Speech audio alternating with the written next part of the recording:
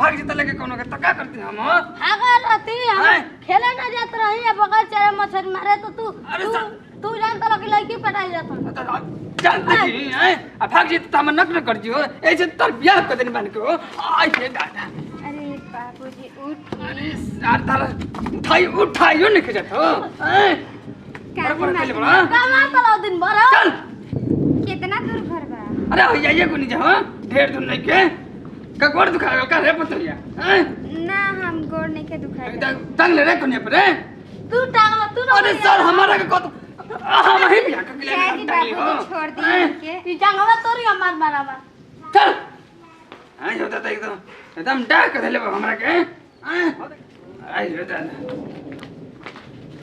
अरे बताइया कने बन रे हां बाबा जी आ गई का देखा लिया नहीं पता अरे देवर जी आ गई नहीं हम कबे के इंतजार करत रहनी है देखो ठीक बे है कनिया अरे बड़ी सुंदर बिया बाबू जी चलिए चलो चलो चलो चलो कनिया चले देवर जी चले आप खुश बारे ना बिया के चलो कनिया हाय ये तार रूम हटे ए जी बैठी है ठीक ना ठीक बा दीदी आ कोनो चीज कमी होई ना तो हमरा से मांगी है ठीक बा दीदी आ जान तो ये अपन घर हटे अपना घर लेखा रही है आई ऊपर कल कोई नहीं खे जा हम ही तू बन जा का हो गल का उदास पड़ू ना हम उदास नहीं हम तो ढेर खुश बानी हां आप भूख लागी ना तो खाना हमरा से मांगियो काहे से कि हम तार बहिन लेखा बानी ठीक ना ठीक बाटे हम मांग लेंगे अगर कोनो चीज की जरूरत है तो दीदी ठीक बाटे तू अब बैठा हम ज्यादा नहीं घर में देवर जी के देखा तनी कहां गइनी है ठीक बा जाई ठीक अरे नहीं हमारा एकरा में इतना घुटन होता रहे का कहीं जी लगा तो लाइटो नहीं थे इतना गर्मी होता ना कि हमारे बर्दाश्त नहीं की होत पता नहीं का पहने जो फूटो नहीं की और हम तो ई दिन के इतना दिन से इंतजार करते रहनी है ना कि 15 साल से इंतजार करते रहने का हमार कब शादी हुई और हमार सुहाग रात मनी आज उ दिन आइल बाटे हमार सुहाग रात मने के आज यहाँ राजा जी उनकरा के एकदम अखबार में कचाकतिया पकड़ ले और उनकर पकड़ के ढाते काट ले गाली पे देखा तनी हमारे राजा जी के ना इतना सपना सजल रहने का हमारे राजा जी के साथ हम की हर चीज़ करम हाथ में डाल के घूमम ऐसे करम इतना सजल रहने का पूछे हमारे सखी जब कहत रहे जना हमारे कितना चिढ़ात रहे कि ताहर शादी ना हो आज देखो आइयो गई शादियों करके आज हमार सुहाग रात है आज हमार सुहाग रात मनी हम इतना खुश बानी ना कि पूछा मत क्या हमारे मन में कितना सारा लड्डू फूटत हुई सुहाग रात के दिन हम ना अहन राजा जी उनके पटक के बेड पे लेटा के चढ़ जाए उनकरा पर आवी थी राजा जी के काल पता नहीं जी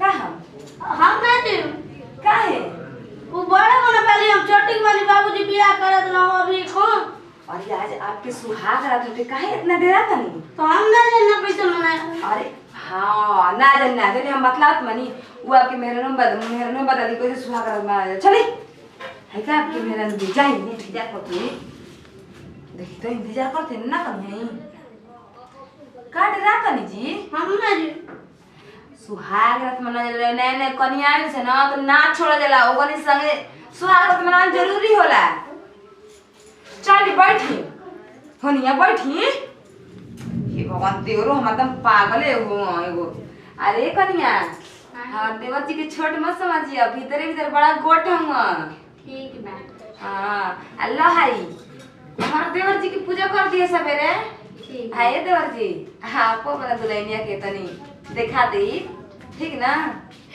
आप बढ़िया से सुहाग रात मना ले तू मना लिया हो ठीक है ई मत संकोच एगो छोटी चुकी बना खा देखई में बना बहुत तेज हूं कैसे ना बना हमारे मारे धान है अब हां काहे ना हम जा त नहीं तने मना दे सुहाग रात देवर जी तने पूजा कर ले मेरा हम लोग पूजा कर जला सुहाग रात दिन ठीक बटे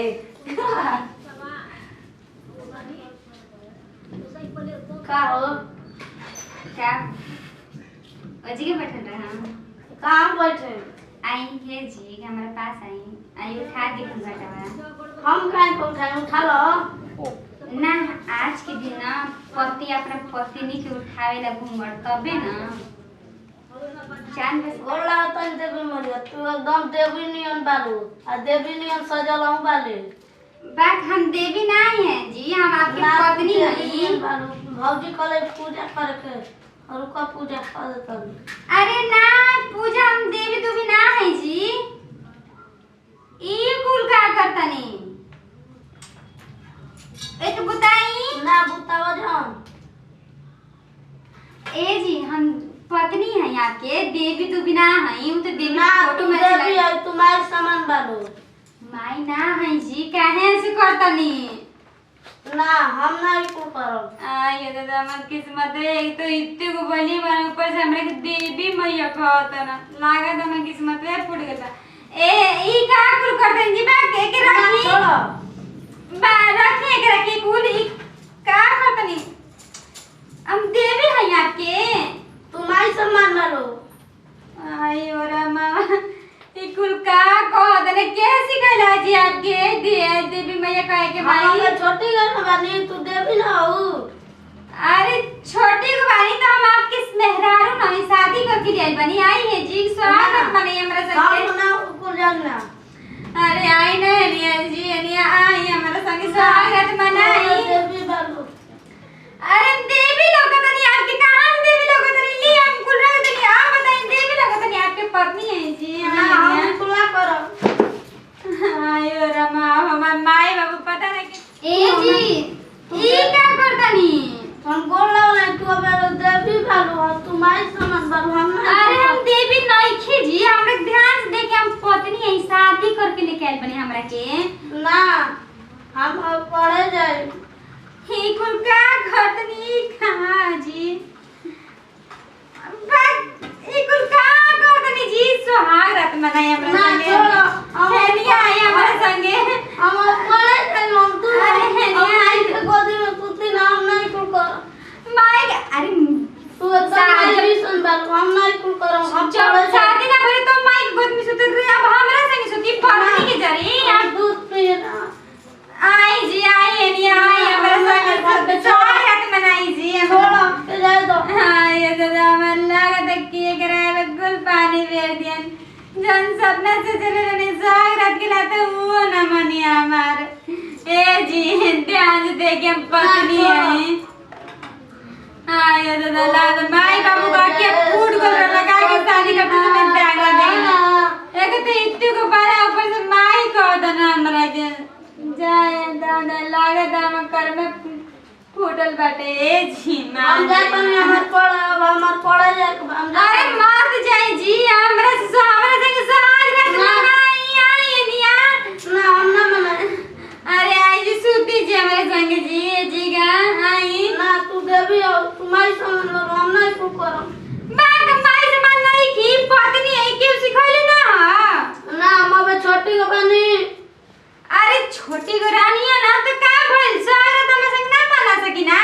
ना अरे आवा निया आए करे हमर ना भाई ने आ जाना। हम तो छोड़ो। ये कैसे नंबर पाइन ला तो मौगी आई आई जी एनिया सुन हमें संग साथ में सूती। हमके मोबाइल और हम पे सूते दो। अरे उंगाई काहे जब संग मनाई न सुहाग रात। ना हम ना मनाए हमके सूते दो। आयो दादा ये जी मनाई न सुहाग रात हम संग मनाई न आई न एनिया। ना हमके छोड़ो हम चिल्ला दे। आयो दादा खा करी तो सूते को दन एगो तो इत्ती को पहली मना ऊपर से क्या मैं पूरा माथा दिमाग खराब कर लूं। ए जी मनाई ना सुहाग रात जी। ना हम ना मनाए हमके सूते दो। आई ना जी मनाई ना सुहाग रात हमारे संगे आई हम ना मनाए हम भाग जाए हमके छोड़ो दो। आई ना ना मनाई सुहाग रात हमारे संगे।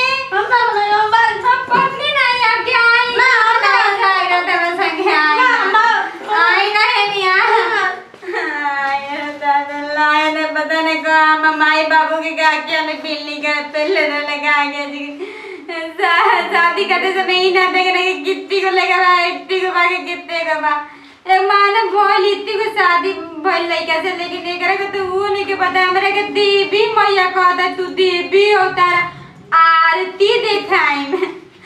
अब का करिया मैं लागत कुल अभी जवानी अब बस यहाँ जाए लागत अभी हमार यहाँ जब माई के बोलम रे माई रे हमके नैयर बोला ले हमार मरद अभी बाचा बाटे इतनी हमारे से शादी कर दे तो क्या करा से थोड़ी की घास ना उखड़ी करा से था। अब हम क्या करें, हमारे दिमाग एकदम फेल हो गए बाटे। नमस्कार, हमारा नाम शिव कुमार। नमस्कार, प्रणाम भैया, हम पूजा गुप्ता। नमस्कार प्रणाम भैया, हम सपना सिंह देखा नहीं हमने एगो वीडियो बनानी है जा। वीडियो बनाए खास मकसद ये रह के देखी माने कोनो चीज़ के दिक्कतदारी में चाहे कोनो चीज़ के बंधाव में आके बच्चन के शादी कबो ना करे के चाहिए, लेकिन कभी इनका खेले खाए की उम्र बाटे आ हमनी के बने तो शादी कर देनी जा, तो बिल्कुल गलत बात है। बाल विवाह कभी ना करे के चाहिए। कोनो चीज़ सही उम्र पर भी अच्छा लगे अल्लाह तो देखा नहीं ना, जैसे लगा ना मेरा आलू के आरती उतारे वैसे ही आप लोग उतारे लगा हम जा, तो सही उम्र पर शादी करेंगे तो अच्छा लगी। कोनो चीज़ करे में तो कोनो बात के दिल पे मत ले जा, बस एगो कॉमेडी वीडियो ला के हंसी हंसाए खातिर बने नहीं जा। अगर वीडियो अच्छा लगे तो दिल से लाइक करब, कमेंट करब, शेयर करब। हमने की अपन चैनल लोटे लोटा भोजपुरी कॉमेडी ओके सब्सक्राइब जरूर करब। तो ये वीडियो से नहीं जाए तो अगले वीडियो में फिर से मिल जाए। By by. हमने क्लास में क्या कहनी जा लोटवा के घंटा